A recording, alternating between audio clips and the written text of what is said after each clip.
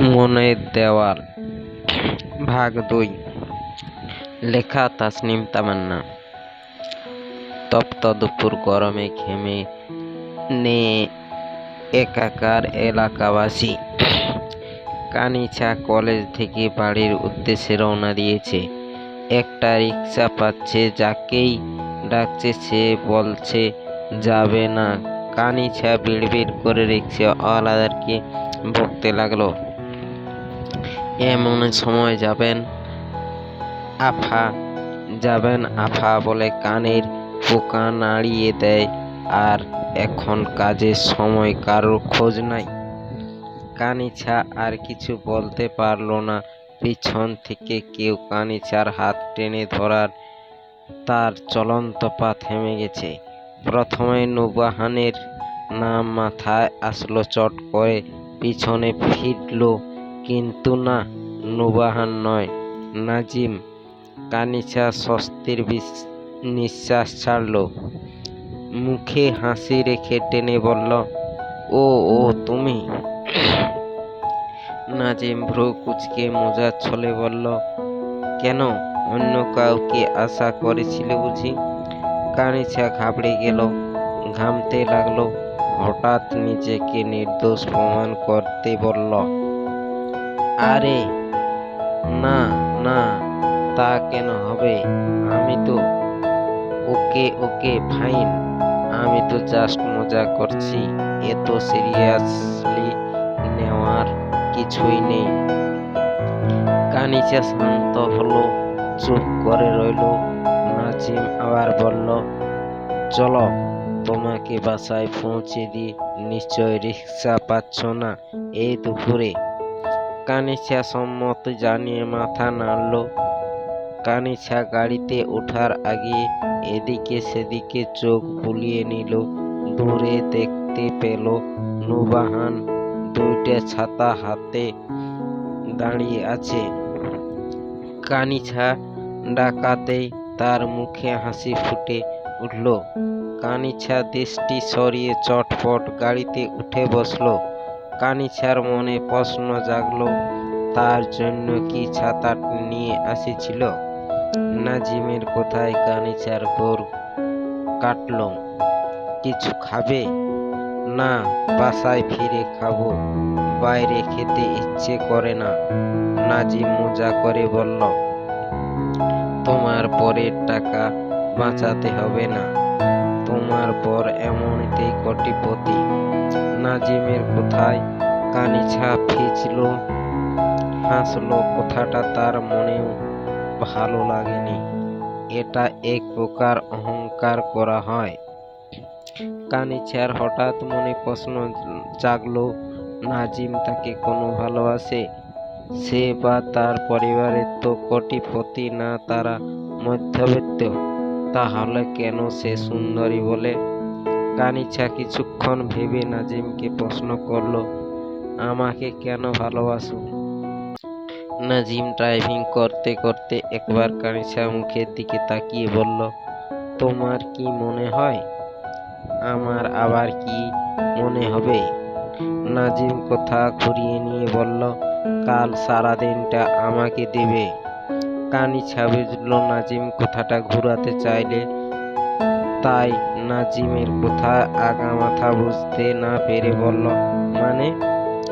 মানে হলো কাল দিনটা আমাকে দাও। কেন, কাল কি কোনো স্পেশাল ডে নাকি?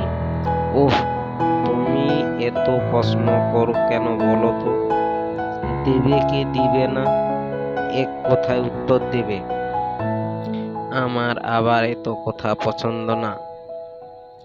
কানিছা কিছুক্ষণ চুপ করে থেকে বলল, ওকে, আসবো, শাড়ি পরে আসবো। কানিছা ছোট্ট করে উত্তর দিল, হুম। কানিছার অজানা অচেনা মনে ভয়রা বাসায় বেঁধেছে। কি হবে কাল? নাজিমের কথায় যেন বিশ্বাস করতে পারছে না।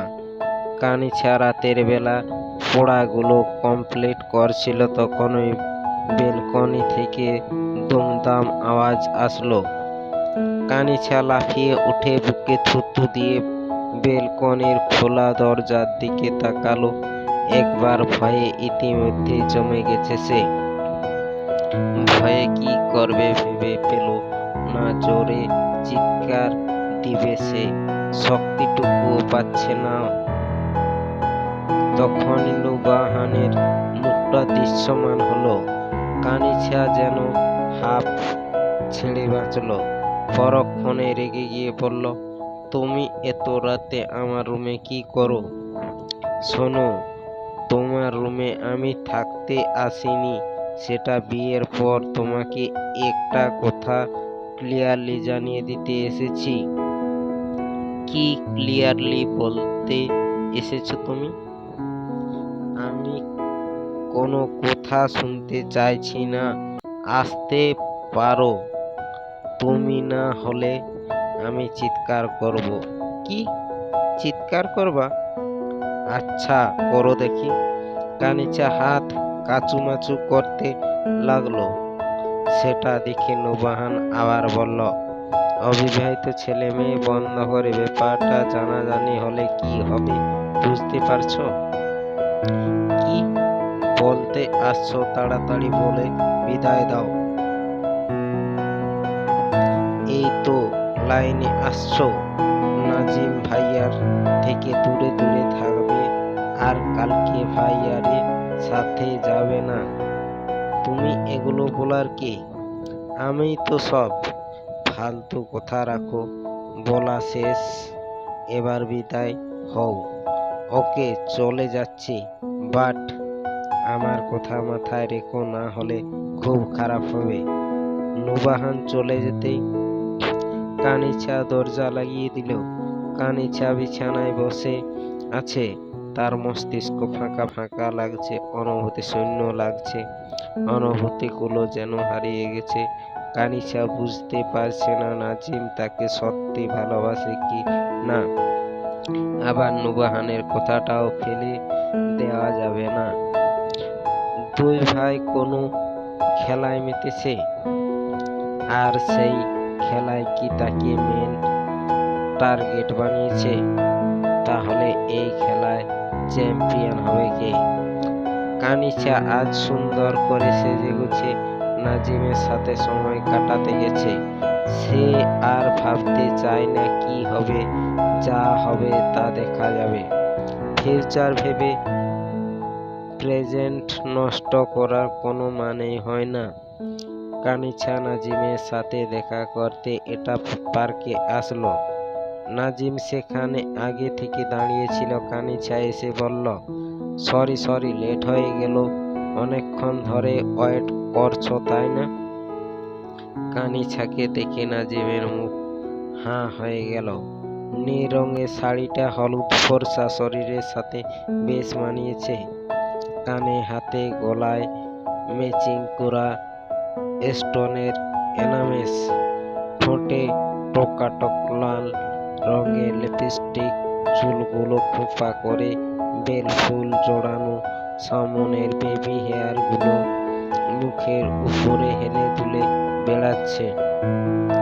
নাজিম দূরত্ব ঘুচিয়ে কানিছার কাছে এসে কানের পিঠে চুল গুঁজে দিয়ে বলল, you look a pretty queen. কানিছা ঠোঁট এলিয়ে হাসিয়ে দিল। সেটা ঠিক আছে, বাট এই রিনার পাশে রাজাকে পাঞ্জাবিতে বেশি মানাতো, শার্ট প্যানে মানাচ্ছে না। আগে তো আমার মাথায় এমন প্ল্যান আসেনি। তুমি বললে এখনই চেঞ্জ করে আসি, পাশেই শপিং মল। পাগল তুমি একটা। রানীর পাশে রাজাকে সবসময় অবস্থাতেই মানায়। তুমি কি সত্যি বলছো নাকি ঢপ মারছো আমার মন রক্ষার্থে? যেটা আপনি ভাববেন, আপনার ভাবনা তো আমি আর বদলে দিতে পারি না। নাজিম আর কানিছা আজ অনেক ঘোরাঘুরি করলো। দুজনে মিলে চটপটি ফুচকা, তাছাড়া দুপুরের লাঞ্চে বাসায় না গিয়ে রেস্টুরেন্টে গিয়ে বার্গার, স্যান্ডউইচ খেয়েছে। সারাদিন ঘোরাঘুরি করে বিদায়ের সময় নাজিম কানিছার দু হাত চেপে ধরে চোখে চোখ রেখে বলল, লিসেন মাই প্রিটি কুইন, আমি ফ্রেন্ডদের সাথে ট্যুরে যাচ্ছি। তুমি একদম মন খারাপ করবে না। ওকে ঠিক মতো খাবে, ঘুমাবে, পড়াশোনা করবে। আমি সময় পেলে তোমাকে কল করব। আর যদি ফোনে না পাও তাহলে টেনশনের কিছু নাই, ওখানে নেটওয়ার্ক প্রবলেম। কানিছার হঠাৎ এতক্ষণে হাসি খুশিটা নিমেষেই কালো মেঘে ছেয়ে গেল। তীব্র মন খারাপ হলো। নাজিম আরো কিছুক্ষণ কানিছাকে এটা সেটা বুঝিয়ে বিদায় নিল। চলবে পরবর্তী শুনতে চ্যানেলটি সাবস্ক্রাইব করে রাখুন।